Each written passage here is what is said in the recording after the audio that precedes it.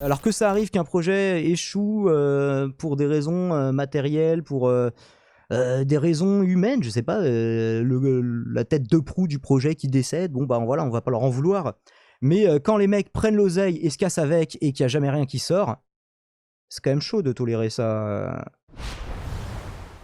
Les limites du crowdfunding, bis repetita, aventure, vous vous souvenez des vidéos aventure? Alors ça a été traité évidemment par le poteau psychodélique, ça a été traité par le Stitch, je vous renvoie à leurs vidéos. Je vais simplement vous résumer ça en bref. Aventure, c'était les jeux de rôle papier faits vidéo avec les JDG, hein, Sébastien Rassia, Fred Molas, donc du joueur du grenier, Bob Lennon, d'autres invités, etc.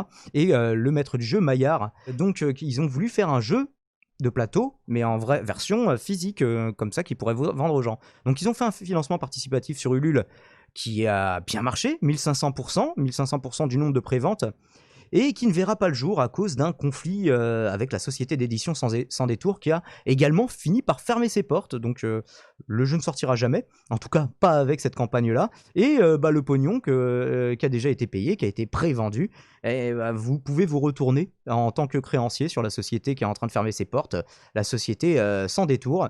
Mais il est peu probable que tout le monde soit remboursé. Donc si vous n'êtes pas au courant, foncez dedans parce que donc il y avait 7612 préventes sur un objectif de 500, 1522%. Et ça ne verra pas le jour, avec une belle vidéo qui teasait le truc.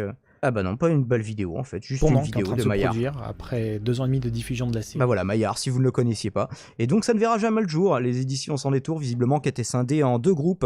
Un groupe à Nancy qui avait des bureaux qui faisaient vraiment le taf, et un groupe de décideurs qui était ailleurs et qui faisait du télétravail. Et alors, les gens qui étaient dans les bureaux de Nancy accusent les anciens décideurs, notamment le dirigeant de Sans Détour, dont on va parler tout de suite, grâce à l'avis de l'excellent Fabien Fournier, qui s'est fendu d'un texte sur Facebook et sur Twitter, qui dit, je vais vous le lire, aventure et confrontation, le besoin impérieux de rentrer du cash sans aucune considération pour le projet en lui-même. Un ex-employé des éditions sans détour donne des éléments de réponse sur ce qu'il s'est passé, et c'est accablant. Premièrement, il faudrait une liste noire commune à tous les portails de crowdfunding pour limiter les dégâts.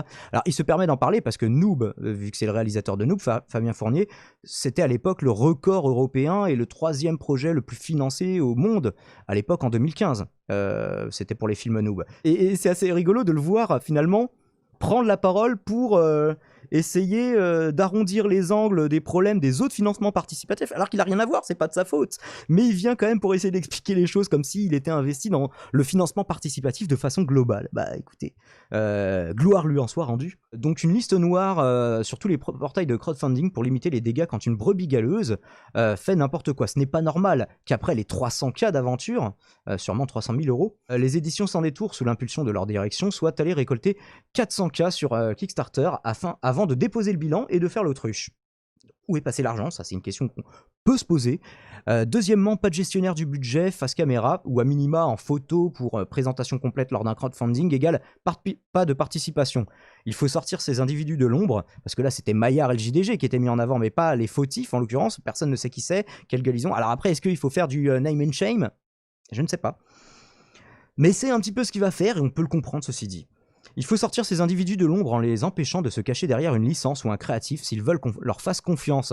C'est trop facile de recevoir l'argent des milliers de personnes et de rester quasi anonyme et silencieux. Une levée de fonds devrait au moins contraindre à une telle transparence en exposant clairement le créatif et le gestionnaire aux contributeurs. C'est un contrat moral et dans un contrat, on sait à qui on a affaire. On ne veut pas uniquement un titre, un nom ou un numéro SIRET. On veut voir les responsables du projet dans les yeux, on veut les entendre, les jauger, pour le meilleur et parfois pour le pire. Les deux parties prennent un risque, l'une risque son argent, l'autre sa réputation et parfois sa carrière, si elle fait vraiment n'importe quoi. Et si le gestionnaire du projet est trop timide, entre guillemets, il ne fait pas de crowdfunding et va voir une banque. Les levées de fonds, ce n'est pas une manne d'argent facile acquis sur le dos d'individus naïfs, c'est un modèle économique vertueux, alors tâchons de le préserver tel quel. Et s'agissant des éditions sans détour, Piotr Borowski, alors rien à voir avec le Piotr de l'affaire Benjamin Griveaux, n'oubliez jamais ce nom, Piotr Borowski donc, renseignez-vous sur ces lieutenants entre guillemets et soyez vigilants, vérifiez qu'ils ne rôdent pas dans le coin quand vous participez à un crowdfunding. Donc voilà, c'était l'avis de Fabien Fournier sur cette affaire, sur ce projet qui ne verra jamais le jour. Hein. On se souvient, par exemple, je parlais d'Hearthstone. Sur Hearthstone, il y avait aussi Gold Quest qui avait été financé à je ne sais pas combien. C'était à l'époque David et Esquilax qui a été renommé par les gens qui ont financé Escrolax, ou moi je l'appelle Reskiax. C'était sur Ulule encore. C'est marrant parce que on conserve la trace du coup, un projet financé à 148%, sur un objectif de 15 000 euros, ils ont récolté 22 236 euros. Et alors, je ne veux pas faire de diffamation, donc je ne dis pas que je l'affirme, simplement ce qui est relaté généralement, c'est que, alors David, d'ailleurs j'ai déjà conversé un peu avec lui n'y était vraiment pour rien visiblement, et il a toujours continué à communiquer là-dessus. Par contre, Esquilax n'a plus jamais donné de nouvelles. Il a monté une société de cuisinistes, de cuisine, enfin pour, vous savez, je veux commander une cuisine, donc le mec il arrive avec des éléments et il adapte les éléments à votre cuisine, etc. Donc il a monté une boîte là-dedans, ce qui n'a rien à voir avec Hearthstone, et le projet Gold Quest, lui non plus, n'a jamais vu le jour.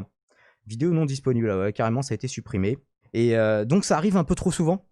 Et alors que ça arrive qu'un projet échoue pour des raisons matérielles, pour des raisons humaines, je sais pas, la tête de proue du projet qui décède, bon bah voilà, on va pas leur en vouloir. Mais quand les mecs prennent l'oseille et se cassent avec et qu'il n'y a jamais rien qui sort, c'est quand même chaud de tolérer ça. Puisqu'on connaît leur blase, on connaît leur nom, ils ont une adresse, ils ont un nom, c'est pas comme le monde de la finance pour François Hollande en 2012. Bonjour à tous, toujours un plaisir de t'écouter Daimon, poser et argumenter, nous dit Détiri. Bah écoute, là c'est un sujet vraiment, c'est une dépêche traitée en bref, hein, mais content que ça te fasse plaisir.